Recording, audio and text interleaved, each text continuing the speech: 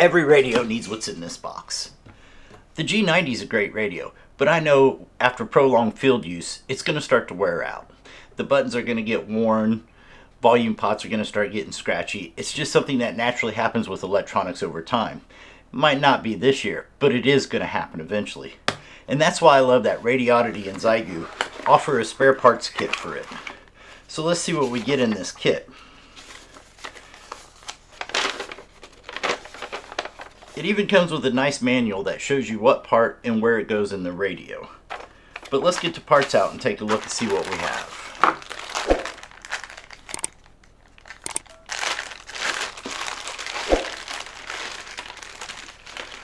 So this kit is supposed to contain the parts that will commonly wear out in a radio. Let's keep this handy. Let's just go through the list. Alright, so the first thing we have is the encoder. And we do know that these encoders can wear out over time. That's good to have. Yeah, that's these. Okay. The next part is the patch buttons. So this is the little buttons that you push. Then we have the Anderson Powerpole connector that is on the back of the G90. That actually routes inside and uses the spade connectors to connect to the board. We can see that on the manual right here.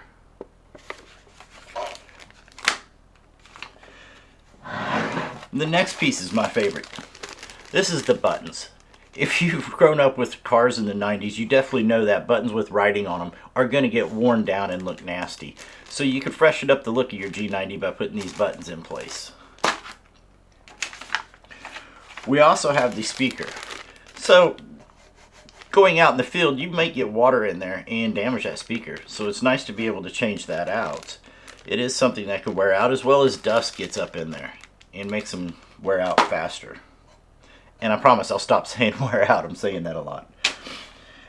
Spare fuses. Don't really know if that's a spare parts kit. I think that's something that you'd have on hand, but it doesn't hurt to have it in a spare parts kit.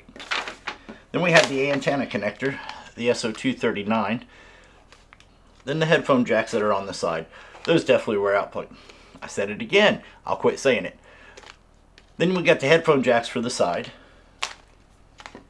Next one is the rotary knob. We've got the rotary knobs and the volume and multifunction knobs. It's great to have those in the kit. And I don't know if these wear out, but they're definitely nice to replace. If they move around a lot, I have seen these break. I had my SDR Play RSP1A having the antenna cable did break internally, so I had to replace those. So these connections are great. Then you have the common mode inductors. These torids don't really think they wear out, but they put it in the kit, so apparently they think that this is something that could cause an issue down the road. And last up, maybe I got this wrong, but last up, oh, these are the buttons. Okay, so I got the buttons mixed up from the RF connector. They say these are the U.FL sockets. So you have all these parts to replace in your radio, so when it starts to get old, you can replace them.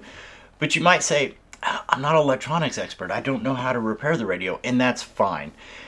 Just being able to have the parts on hand so you can take it to a qualified repairman is going to help so much, because dealing with old radios like these, I know how hard those parts could be to find in the future, and to be able to go ahead and purchase them now so you have them when the radio does wear out down the road and those parts are unavailable, that's invaluable. This is something that every radio manufacturer needs to be doing. Icom, Yaesu, Kenwood, come on guys, you need to get on board. In the commercial world, this is quite common. With Motorola, you could buy about any part for the radio you need when it wears out to keep it in service. So this is something I want to see come over onto the consumer side. We have great radios, and they could last forever if we could get those common wore out parts to replace them. So that's all I've got in this video. Is this something that you would buy for your radio to keep it going? And which radio has been your favorite that you would hate to lose? Let me know in the comments. Thank you for watching.